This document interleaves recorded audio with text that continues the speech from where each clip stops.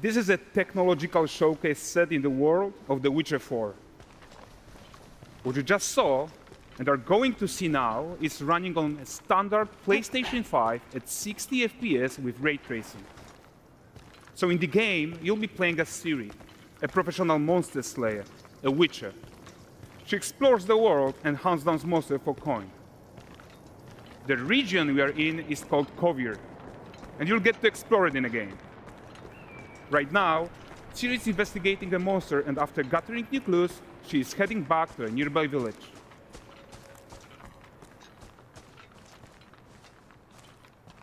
All right, everyone, meet Kelpie.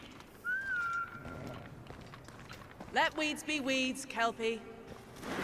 So just like Geralt had Roach, Ciri has her own loyal companion. We return to town. These two characters need to feel like one. Since you're gonna explore the world on horseback, riding needs to feel seamless, natural, and just fun. Yeah, and to support that, we're introducing multi-character motion matching in Unreal. So Ciri and Kelpie, they're perfectly synchronized when mounting from any angle and speed. And we also support root motion movement on Kelpie, so controlling her feels realistic and grounded. And there are also some really nice improvements to our Unreal Chaos Flesh Solver and these machine-learned deformations. So you've got realistic muscles moving and stretching under Kelpie's skin without compromising the performance there.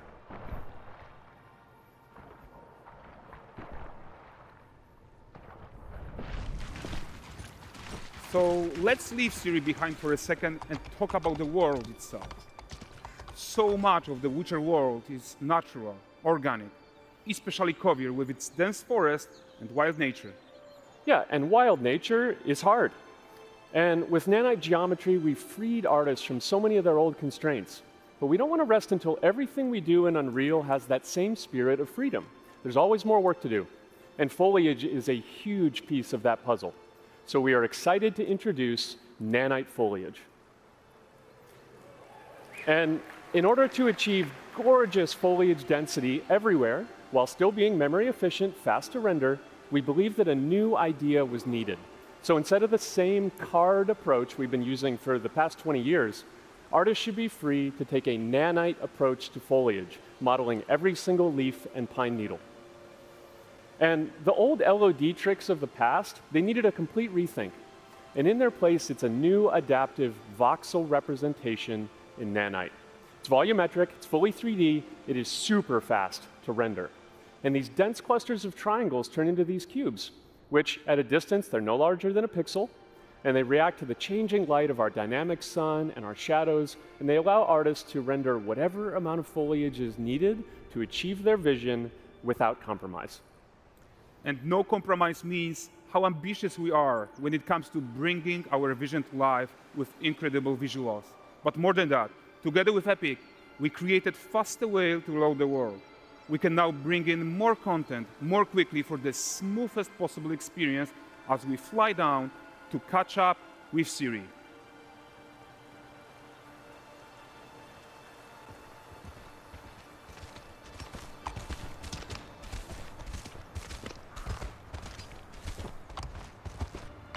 Welcome to Valdrest. So Valdrest is a port town, a hub for fishing, trade, and mining. It's one of those places where you can meet shady characters or overhear gossip from other lands. It's also where Ciri took on her current contract. High-tech, let's leave Kelpie here and explore the marketplace and food. I'm so excited we can finally show you some of this stuff. Let's see what Valdrest has to offer. Not her again. Not even at the Land Exeter Fair. Now, 9 gazes while I present him with a fish. For the furry rascal will often wait, and the bear's weight grants good fortune. For this feat, I ask confidence in your generosity. Pardon. Guys, notice how responsive the world is. Character actions directly affect what happens around you, sometimes even setting off chain reactions. Everything is working together.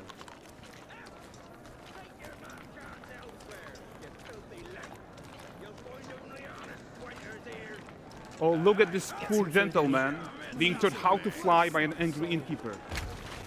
That's what happens when you cheat at Gwent. Last of it, is it?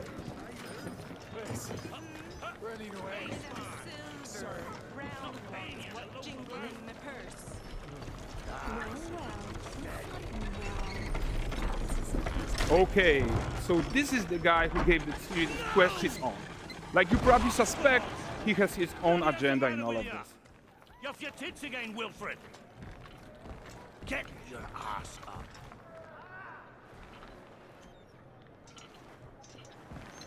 A typical day's toil. Who in? With Churres. What news of my wagons? No eternity is taking that damn salt to arrive. I found them. And, well, suffice to say, they'll not reach you. As for the salt, I found not one speck. I presume this comes as no surprise to you. Now. Kavir's smuggling trade is of no concern to me. Shush, shush, shush. The manticore that flattened your cart and devoured your men, quite the opposite. Manticore? No, them winged hellspawn dwell in the arse end of Creighton, not here. While Siri decides what to do about that merchant, let's take a look at the character technology that powers this marketplace. Why don't we listen in on these fishmongers? They're selling their wares, chatting up customers. Morning, catch this is. Won't find none fresher. Rugged me ladies after one of them. Course. Get this cleaned and gutted for you. You mind, dearest? Into seeing something more.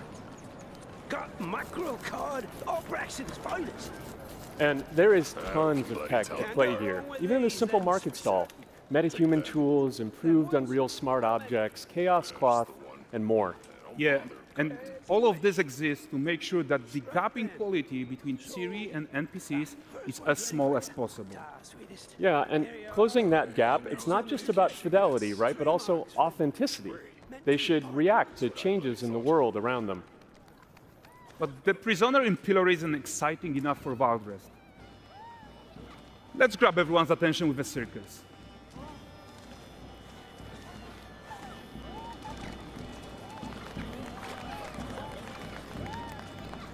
But the great performance deserves a huge crowd though. Let's crank it up.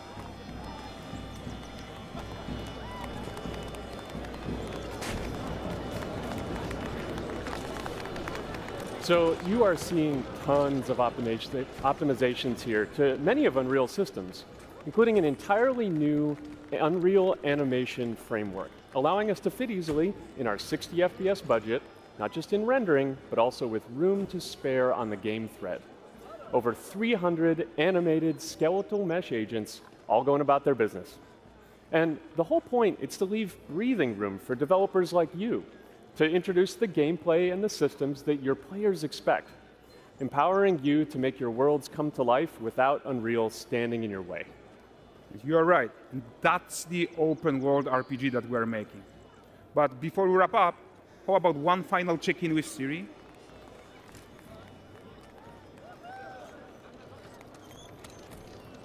We are making this game to be the most immersive and ambitious open world Witcher game ever. And we are making this a reality thanks to our work on Unreal with the team at Epic. I think what we are doing together is going to bring in a new generation of open world RPGs, and I'm so proud of what we accomplished so far. We are too. So we're almost done, but before we go, here's a small gift for all Witcher fans. A first look at Lanexeter.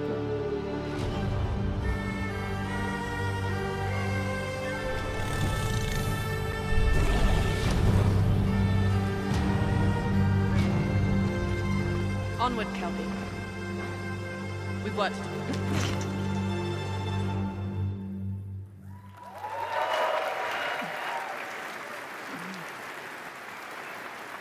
Thanks, guys. Seriously, it looks amazing. And we've also barely scratched the surface of what's coming in Unreal 5.6. So here's Julien to tell you even more. Thank you very much. Thank you so much.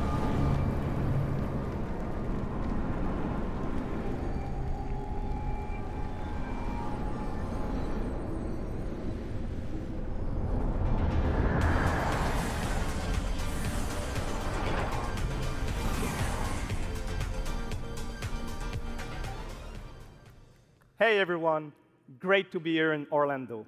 I spent a lot of time on this demo, so I'm happy to be the one to talk about what went into the 5.6 release. An open world like that was just the perfect content to focus on our main goal for the release, which was performance. We want the engine to scale to large and rich worlds. We want to preserve graphics quality. And of course, we want to deliver high frame rates that you and your players expect. So let's check it out, starting with rendering. If you all remember, when we released Nanite with UE5, it supported static geometry. Last year, we brought skinning to Nanite. And now, we're working on Nanite Foliage. The only way to have a forest that looks as good as this one is to use 3D geometry for all parts of the trees, just like we do for everything else. However, this is a crazy amount of fine geometry, so we had to rethink how trees are created and displayed. To create them, we developed Nanite assemblies. These 28 little parts that you see are all that we use to build all the spruces from the forest. They are instanced thousands of times and used like building blocks to assemble trees in different ways. And as you probably noticed with the wind effect, they even support skeletal animation, which runs on the GPU. Thanks to assembly, we greatly reduce the storage, the runtime memory, and the rendering cost. Then, to display an entire forest, the challenge was to preserve fidelity and performance from any distance. Let's check up close the level of detail we're talking about here. Lots of details. But this triangle representation is not the most efficient when far away, due to the amount of overlapping. And that's why we made an adaptive voxel representation. But in reality, you'll never see those voxels this close, since when we move the camera back, they're barely a pixel. Nanite Foliage is almost done. We are moving it to the main line as we speak, and it will be available for everyone in 5.7. Another thing I would like to share is that ray tracing and Lumen now run more than twice as fast, with no visual trade-off compared to when UE5 was released. And because of that, we can now hit 60 FPS on consoles. And finally, we rewrote the rendering pipeline to run asynchronously so you can increase the richness of your scenes even more. Now let's talk about chaos physics. For chaos cloth, we improve our cloth-to-cloth constraint solution. This removes a lot of collision evaluation when garments are piling up and interacting with each other. Even for complex setup like Series Cape, we hit a sub-millisecond budget on PS5. With Chaos Flash, we introduce procedural muscle activations to make deformation and motion more natural. Your artist will still have control over tetrahedral simulation and train ML models that run fast in real time. We now support the baking of fluid surface data into lightweight assets to be played back at low cost. This is going to give you high-fidelity water without the performance cost of real-time fluid simulation. For animation, we work on both performance and fidelity. Here, you can see how Siri and Kelpie match up in their interaction. Well, that works no matter the angle of approach. That's our Modes character motion matching solution. We also added motion matching in Sequencer to build stitch tracks. With them, you can seamlessly transition from gameplay to cinematic. Also, we now have a secondary layer of animation driven by physics in Control Rig. We used it in Kelpie's rig to drive the mane, the tail, and the saddlebacks. And now, I'm happy to announce that all these features are already integrated into our new Unreal Animation framework, which we are releasing as experimental in 5.6. We built it with performance first in mind. Animation evaluation are now running in parallel off the game thread, which was our bottleneck. And for the other character systems that are just as costly, like movement, avoidance, state tree behaviors, we also move them to worker threads. This is really going to help you create scenes that are crowded and lively. Streaming has always been a big deal regarding performance.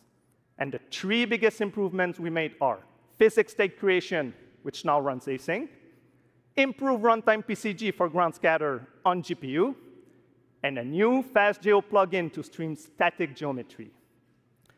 And just to take a different example, in CitySample, the streaming time was cut down by 90% while moving at high speed. We focus on a lot of areas for performance in 5.6, and mobile is no exception. We work on better defaults and scalability settings for mobile and minimize the default package size. We also improve our workflows with a UI refactor of the viewport toolbar and content browser, an on-device iteration workflow, and a mobile preview solution. So there you go. Unreal Engine 5.6 is all about performance, and it's available today.